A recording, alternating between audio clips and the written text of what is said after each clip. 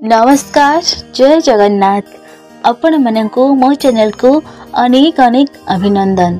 अणा नवमी राधापाद दर्शन और राधाराणी का ओडियाणी बेश। हिंदू धर्म रे अनेक पर्वपर्वाणी पालन कराए। कथार अच्छी 12 मासे 13 पर्व पड़ी थाए। दीपावली परे वर्तमान छठ पूजा पालन करा जाउछि। छठ पूजा परे अणा नवमी पालन करा जिवो। अणा नवमी परे कार्तिक पूर्णिमा पालन करा जिवो। हिंदू धर्म रे अणा नवमी अनेक महत्व रही। कार्तिक मास शुक्ल पक्ष नवमी तिथि रे अणा नवमी पालन कराए। एथर अणा नवमी नवेम्बर मास 10 तारिख रे पड़ुछि। एही दिन अणा गछ को पूजा करा जाए। अणा नवमी सह जड़ित किछि खास कथा संपर्क रे जानतु। अणा नवमी दिन सर्वप्रथमे मां लक्ष्मी को आराधना करा जाय थाए। एहा पछरे एक कारण रहिछि। एक कथा अनुसार थरे मां लक्ष्मी पृथ्वी लोक को भ्रमण करने को आसीथिले। पृथ्वी को आसिया परे भगवान विष्णु और भगवान शिवंक पूजा एका संगे करने को तांको इच्छा हैला। सेतेबेले से मन पकाइले जे तुलसी नारायण का प्रिय किंतु शिवंकर नुहे। शिवंक पूजा रे तुलसी लागेनी किंतु शिवंक स्वरूप बेलर गुण अणा वृक्ष रहिछि। सेथिपई अणा गछरे उभय तुलसी और बेलर अंश रहिछि। सेतेबेले मां लक्ष्मी अणा को ही शिव विष्णु को स्वरूप भावी पूजा कले। मां को पूजा परे भगवान शिव और भगवान विष्णु प्रकट हेले। एहा परे मां लक्ष्मी अणा गछ मूल भोजन प्रस्तुत कले और विष्णु और शिव को भोजन कराइले। सेही दिन ठारो कार्तिक मास शुक्ल पक्ष रे अणा नवमी तिथि दिन अणा गछ को पूजा करा जाय थाए एवं अणा गछ मूल रे रोषेई मध्य होई थाए। सेही दिन ठारो एही प्रथा चली आसी। अणा नवमी पूजा कथा। अणा नवमी दिन सर्वप्रथमे भोर उठी स्नान आदि करा जाए। कौनसी पवित्र नदी रे गाधेइले शुभ बोली कहा जाए। एहा परे अणा गछ मूल रे क्षीर अक्षत धूप पुष्प आदि अर्पण करा जाए। एहा परे विधि पूर्वक अणा गछ को पूजा करा जाए। पूजा परे गछर 7 थर परिक्रमा करबा उचित। परिक्रमा परे दीप जाली अणा नवमी कथा सुनिबा उचित। अणा फल खाइले मध्य मिलिथाए भगवानकर आशीर्वाद। पुराण कथा अनुसार अणा फल खाइले मध्य भगवान विष्णु का कृपा प्राप्त होइथाए। अणार अनेक गुण रहिछि। एहार अनेक स्वास्थ्यगत लाभ रहिछि। अणा रस सेवन स्वास्थ्य पई हितकर। अणा रस सेवन कले धर्म स्थापना होइथाए बोली पुराण रे कहा जायछि। अणा जल रे स्नान कले गरीबी दूर होइथाए एवं सुख प्राप्त होइथाए। हिंदू धर्म शास्त्र रे आउ एक विश्वास रहिछि जे जेउठारे अणा गछ थाए सेठारे भगवान विष्णु वास करंती। अणा नवमी रे एक गुरुत्वपूर्ण कथा हैला अणा नवमी दिन अणा गछ को पूजा करा जाय थाए। सेथिपई एही दिन अणा सेवक करबा उचित नुहे। उत्तर भारतीय रीतिनीति रे साखी गोपाल मंदिर रे पूजा विधि रहिछि। एठारे ठाकुराणी उत्तर भारतीय वेशभूषा परिधान करथांती। तेणु वर्ष सारा ठाकुराणी का पाद आवृत होई रहिथाए। अणा नवमी रे ठाकुराणी ओडियाणी बेश हुअंती। एही अवसर रे पाद दर्शन भारी भक्तों को सुजोग मिलिथाए। किंबदंती राजा उनमाधव जमुना नदी कूल को आसीथिबा श्रीकृष्ण मणि विग्रह साक्षात मूर्ति भावे वृंदावन रे अधिष्ठित होइथिले। परवर्ती समय रे एही मणि विग्रह वृंदावन रो कांचीर जने श्री वस्त्र ब्राह्मण पाई साक्षी देबा पाई आसी कांची रही आ वृंदावन फेरिले नाही और साखी गोपाल नाम रे पूजा पाइले। परे ओडिशार राजा पुरुषोत्तम देव कांची विजय करी प्रभु श्री साखी गोपाल को पुरी को संगरे नहीं आसिले। पुरी रो कटकस्थ बारबाटी दुर्ग खोर्धास्थ रथिपुर और परे कंतलबाई को प्रभु को स्थानांतरित करा जायथिला। शेषरे प्रभुଙ୍କ मणि विग्रह पुरी श्रीमंदिर भोग मंडप निकट स्थापित हैला। साखी गोपाल श्री जगन्नाथ मंदिर रे प्रतिष्ठित हेबार अल्प दिन परे राजा रामचंद्र देव को श्री जगन्नाथ स्वप्नदेश हैला। साखी गोपाल भोगबुहा बाट पाखरे बसी आमर पिठा आदि समस्त मिठा मिष्टान्न पदार्थ गुड़िक आगरे उच्छिष्ट अंगठा कर देछि।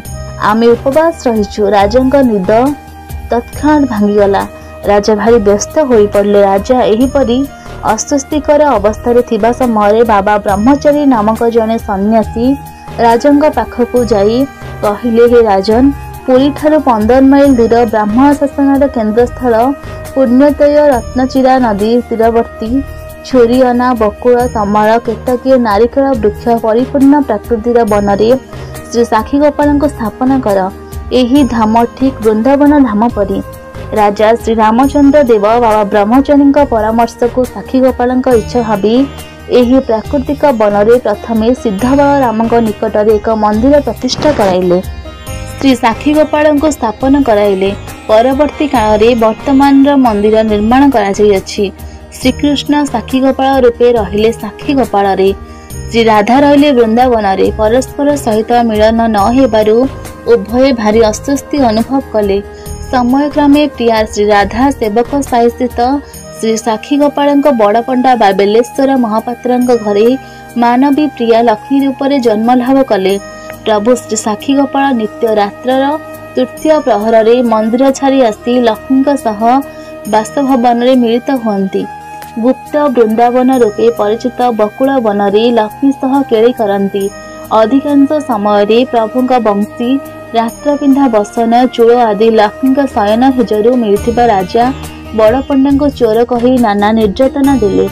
बड़ पंडा बेलेश्वर महापात्रे निरुपाय होई साक्षी गोपाल शरण पशिले।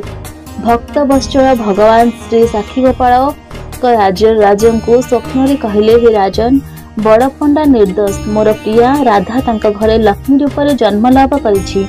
तू यथा शीघ्र लक्ष्मी परी एक सुवर्ण प्रतिमा शीघ्र निर्माण कराई मो पाखरे प्रतिष्ठा कर। प्रभु स्वप्नदेश अनुसार राजा गड़हात रणपुर अंचल गोटे कुशली कारीगर अणाई लक्ष्मी परी गोटे सुवर्ण मूर्ति निर्माण कराइले। मूर्तिटी निर्माण आरंभ दिन ठारू लक्ष्मी रोगरे शय्याशायी हेले। मूर्तिर जीवन्यास दिया हेबा समय लक्ष्मी इहलीला संवरण करथिले।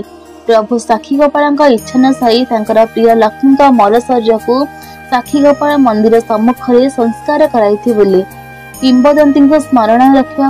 परवर्ती समय लक्ष्मी समाधि स्थल एक महावीर मंदिर प्रतिष्ठा करागला। लक्ष्मी को राधिका रूपे पाई श्री साक्षी गोपाल दीर्घ दिन मनस्कामना पूर्ण है। ठाकुर पश्चिमांचलवासी होइथिबारु अन्न प्रदान परिवर्ते गहम जात सामग्री भोग कराइला। पश्चिमांचल महिला परी देवी श्री राधा पिंधा शाढ़ी द्वारा तांकर पादपद्म वर्ष सारा घोड़ाई होई रहिला। एही भली किछि दिन जिबा परे केतेक सेवक विचार कले ठाकुराणी श्री राधा मानव प्रिया लक्ष्मी रूपे आम ओडिशा रे आसी सत्यवादी रहिले, किंतु दिने हेले तो ओडियाणी बेश हेले नाही। परिशेष रे स्थिर हैला राधा रूपे पूजा पाउथिया मानवी प्रिया लक्ष्मी जन्मदिन कार्तिक मास शुक्लपक्ष नवमी तिथि रे ओडियाणी बेश अनुष्ठित हेबो। बेस समय ठाकुराणी काणिका इच्छा करती। फल वर्ष सारा शाढ़ी आवृत हो रही ठाकुराणी पादपद्म देह को भक्त माने दर्शन करिथांती। एही दिन गोपाल को चंदन चर्चित कराई मस्तक स्वर्ण किरीट हाथ में सुवर्ण वंशी सांग को नटवर बेसरे एवं राधा को खंडुआ पाट बस्त्र किरीट पाउंजी झुंटिया कुंडल चापसरी सेवकीहार नथ गुणा एवं अँगलाहार लगी कराई। राधा पाद दर्शन कार्तिक मास पक्ष नवम तिथि पवित्र अणा नवमी व धात्री नवमी तथा श्री राधा पाद दर्शन यात्रा रूपे सुपरिचित। वर्ष सारा लुगा घेरे घोड़े होइथिबा मानवी राधांकर पाद पद्म दुए को वर्षके थरे नवमी दिन भक्त माने दर्शन करी आशीष लाभ करती। एथिपाई एही दिवस राधा पाद दर्शन नाम विदित। पवित्र अणा नवमी कार्तिक मास शुक्लपक्ष नवमी तिथि पड़े अणा नवमी। एही दिन अणा गछर पूजा कराए। एही दिन अणा गछ तले पूजा करबा एवं भोजन करबा द्वारा रोग दूर होइथाय बोली विश्वास रही। महिला माने संतान प्राप्ति एवं संतान मंगल कामना करी अणा गछर पूजा करिथांती। आसंतु जानिबा पूजार विधि। महिला माने स्नान करी अणा गछ तले सफासफी करी अणा गछ मूल शुद्ध जल समर्पण करिवे। एहा परे गछ मूल कंचा क्षीर ढाली पूजा करिवे। एहा परे नाली सूता धरी 8 थर अणा गछर परिक्रमा करिवे एवं एही सूता को गछरे गुड़ाइबे। केही के 108 थर मध्य परिक्रमा करिथांती। एहा परे गछ तले पूजार्चना सारी संतानक मंगल कामना करी भोजन करती। आसंतु जानिबा अणा नवमीर उत्पत्ति। काशीनगर जड़े निसंतान वैश्य धर्मात्मा रहते। वैश्य पत्नी को तांकर जड़े पड़ोशी कहले जदि भैरवी को से एक बालकर बलि देवे ताहले तांकर पुत्र प्राप्ति हेब। एही कथा वैश्य को जना पड़िया परे से मना कर देथिले, किंतु वैश्य पत्नी यही मौका खोजुथिले। दिने वैश्य पत्नी जड़े कन्या को कोरे धक्का दे भैरवी नारे बलि देदेले। तेबे एही हत्यार परिणाम ओलटा होइतिला। हत्या जोगु वैष्णव पत्नी देह खराब हो गला एवं से कन्यार आत्मा तांको सबुबले हैरान कला। वैश्य पचारिबारु पत्नी समस्त घटना विषय तांको कहिथिले। समस्त घटना शुणी वैश्य कहले गोवध ब्राह्मण वध तथा नाबालक वध करिथिबा व्यक्तिंक पई एही संसार रे कोउठी भी स्थान नाही। गंगारे जाई स्नान करी भगवान को भजन करने द्वारा तांकर पापर प्रायश्चित हेब बोली से पत्नी को कहिथिले। तेबे वैष्णव पत्नी पश्चाताप करी पाप धरिबा पई गंगा गले। गंगा माँ तांको कार्तिक शुक्ल पक्ष तिथि अँला गछर पूजा करने सह अँला सेवन करने पई कहिथिले। गंगा माँ कहवा अनुजाई वैष्णव पत्नी अँला गछर पूजा करी अँला सेवन करने द्वारा तांका शरीर रोगमुक्त होइथिला। एही पूजा करने द्वारा किछि दिन पर तांकर पुत्र मध्य जन्म होइथिला। सेही दिन ठारो हिंदू परंपरा रे अँला नवमी रे अँला गछ को पूजा करने विधि चली आसी। अँलार उत्पत्ति केउठु होइथिला? जेतेबेले समग्र विश्व जलमग्न थिला सेतेबेले स्वयं ब्रह्म पद्मफूल रे बसी स्वयं ब्रह्मा को तपस्या करथिले। से निज तपस्या रे मग्न थिले। तपस्या करी करी तांका आखिरे लुह गड़ी जाउथिला। ब्रह्म को लुहरु अँला गछर उत्पत्ति होइथिला। आसंते जानिबा अँला गछर महत्व। हिंदू परंपरा अनुसार जो वृक्षर औषधीय गुण रही से सब वृक्ष को विशेष तिथि रे पूजा करिवार विधि रही। अँला नवमी यही भली एक परंपरार अंश। चिकित्सा विज्ञान अनुसार अँलार बहुत औषधीय गुण रही। अँलार आयरन एवं विटामिन सी भरपूर रही। प्रतिदिन अँला रस पीले पाचक शक्ति वृद्धि पाई। प्रतिदिन अँला रस पीले त्वचार चमक बढ़ी थाए।